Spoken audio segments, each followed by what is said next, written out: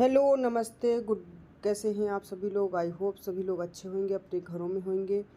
और गर्मी बहुत ज़्यादा इस समय पड़ रही है। अभी कुछ दिन पहले हम लोग बोल रहे थे अरे बहुत ठंडी है बहुत ठंडी है, लेकिन अभी फ़िलहाल बहुत गर्मी पड़ रही है।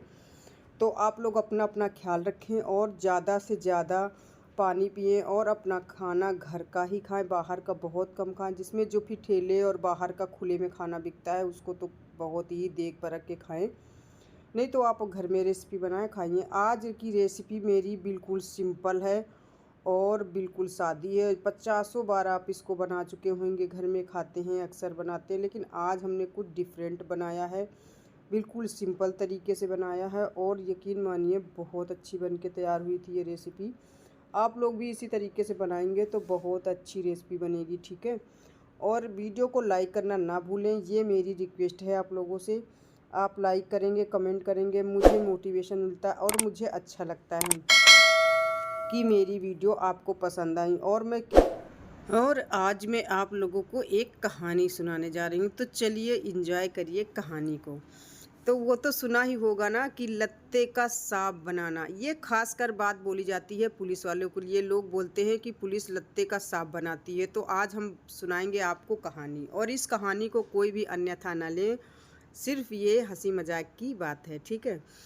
तो एक नाई हुआ करता था। नाई की थी दुकान और उस दुकान में बाल कटवाने आते थे थानेदार साहब। तो वो जो नाई था वो थानेदार साहब के मुंह लगा था। अच्छा, नाई जो होते हैं अक्सर बालों की मालिश सर सहलाते हुए हर किसी से हर कोई बात निकलवा लेते हैं, ये उनकी फितरत होती है। तो वो थानेदार साहब का बहुत मुंह लगा नाई था, बाल काटते थे, और वो एक बात बार बार पूछता था कि थानेदार साहब मुझे ये बताइए कि पुलिस वाले लत्ता का सांप कैसे बनाते हैं, पुलिस वाले लत्ता का सांप कैसे बनाते हैं। ये सवाल उसने कई बार पूछा था। तो भाई थानेदार साहब ने सोचा कि चलो इसको बता ही देते हैं। वो कुछ नहीं बोले, उसने वो यही बोलते थे कि चलो ठीक बता देंगे, किसी दिन बता देंगे। वो चले गए बाल कटवा के इस बार भी, और उनके जाते ही 4 पुलिस वाले उन्होंने भेजे जो कि नाई की दुकान पे आ गए। और नाई की दुकान पे आते ही उन्होंने इधर उधर सामान उथल पुथल करना शुरू कर दिया और बोले कि मुझे खबर मिली है कि तुम यहाँ हथियार सप्लाई करते हो, नंबर 2 का धंधा करते हो। उसने कहा कि अरे भैया नाई की दुकान है, गरीब आदमी है, हम ये सब कहाँ करते हैं, आपको कोई गलत सूचना मिली है। बोले कि चुपचाप एक जगह खड़े हो जाओ। और भैया ढूंढना शुरू कर दिया। तब तक उसको याद आया, उन्होंने कहा कि अभी अभी थानेदार साहब तो यहाँ से बाल कटवा के गए, थानेदार साहब तो हमेशा यही बाल कटवाते हैं, और आप उनसे पूछ लीजिए। तो वो बोले अच्छा कि थानेदार साहब का धौंस दिखा रहे हो तो हम चले जाएंगे, लेकिन हम आज तलाशी लेके जाएंगे, हमको खबर पक्की मिली है। और वो बोले नहीं नहीं ऐसा कुछ नहीं है। तब तक भैया एक सिपाही गए और उन्होंने क्या किया, एक बिल्कुल जंग लगा पुराना कट्टा उठाया, रुमाल से लपेट के, और बोले ये देखो यहाँ पे हथियार मिला है और तुम यहाँ पे ये हथियारों का काम करते हो। और तब तक आ गए थानेदार साहब। अब थानेदार साहब को देख उसको जान में तो जान आ गई, और वो गया पूछने, बोला कि अरे थानेदार साहब देखो ये लोग क्या कह रहे हैं, आपके सिपाही मेरी पूरी दुकान उथल पुथल कर दी और बोल रहे हैं कि मैं 2 नंबर का धंधा करता हूँ, मैं हथियार बेचता हूँ, ऐसा कैसे हो सकता, आप तो हमें अच्छी तरीके से जानते। थानेदार साहब उससे कुछ नहीं बोले। सिपाहियों से पूछा कि भाई क्या हुआ। सिपाहियों ने बताया कि हमें खबर मिली थी और हम आए देखने तो इसके यहाँ से ये हथियार बरामद हुआ है। थानेदार साहब ने कहा कि भाई क्या कर सकते हैं, ले चलो थाने। वो गिड़गिड़ाने लगा, पैर पकड़ लिए। तो उसने वो साइड में लेके गए थानेदार साहब और बोले कि मैं कुछ भी नहीं कर सकता हूँ, क्योंकि पुलिस वालों ने, मेरे सिपाहियों ने पकड़ा है और हथियार भी यहाँ से बरामद हुआ है। अगर तुम बचना चाहते हो तो हाँ भाई कुछ ले दे के हम आपके बीच में पढ़ के कर सकते हैं। अगर हम छुड़वा देंगे तो हमारा भी नाम आएगा और इनकी नज़रों में हम नीचे हो जाएंगे कि थानेदार साहब तो ऐसा काम करवाते हैं। उसने बोला ठीक है साहब, हमें 10 मिनट की मोहलत दो।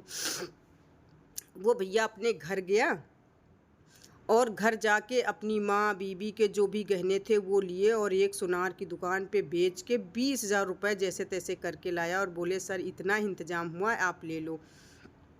थानेदार साहब ने कहा कि ये बताओ तू गया और तुरंत ही 20,000 रुपया लेके आ गया। उसने कहा कि माँ और बीबी के जो भी गहने थे वो हमने सुनार की दुकान में बेच दिए हैं और उससे लाए हैं पैसे। तो उन्होंने कहा किस दुकान में बेचा है, उसने बताया। तो उन्होंने कहा चल इसको बैठा था उसमें जीप में लगा हथकड़ी, और भैया हथकड़ी लग गई और उनको लेके वो सुनार की दुकान पे थानेदार साहब पहुंच गए। अब एक वहाँ से सिपाही उतरा और गया सुनार की दुकान में, बोले कि ये यहाँ पे आदमी जो जीप में बैठा है इसको ध्यान से देखो, ये यहाँ पे अभी आया था जेवर बेचने। बोले कि हाँ ये अभी आया जेवर बेच के 20,000 रुपये लेके गया। बोले कि वो एक चोर है और उसको हम लोगों ने पकड़ा है और तुम चोरी का माल खरीदते हो। तो वो बोले नहीं नहीं साहब मुझे नहीं पता था चोरी किसने तो बताया, मेरी माँ के और बीबी के हैं गहने तो हमने ले लिया, बड़ी मजबूरी है इसलिए हमने लिया। तो बोले कोई रसीद कोई पर्चा कुछ इसने दिया? तो बोले नहीं। तो बोले कि तो फिर चोरी के ही तो हुए, चल तू भी थाने चल। अब उसको भी पकड़ के ज्वेलर्स को भी पकड़ के बैठा लिया और दोनों को थाने लेके आ गए।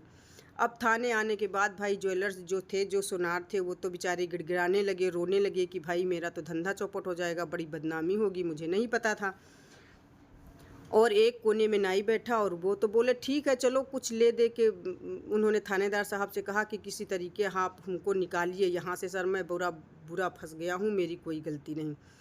ले दे के उन्होंने कहा कि चलो ठीक है 1 लाख में सौदा वहाँ पे डन होता है।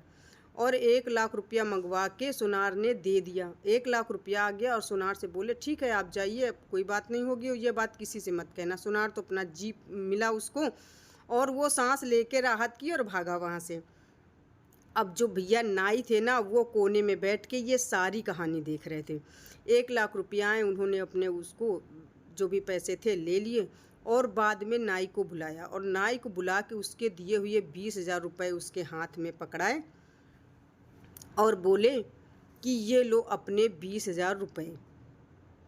तो नाई ने कहा ले लिया वो 20,000 रुपये और बोले कि सुन, देखा भी तूने कि लत्ते का सांप पुलिस कैसे बनाती है? तो बोले कि हाँ सर देखा। तो बोले आज के बाद कभी तुम पूछोगे कि पुलिस वाले लत्ते का सांप कैसे बनाते हैं? तो उसने कहा कि नहीं साहब अब मेरी समझ में आ गया कि पुलिस वाले लत्ते का सांप कैसे बनाते हैं, आज के बाद हम ज़िंदगी में नहीं पूछेंगे कि पुलिस वाले लत्ते का सांप कैसे बनाते हैं।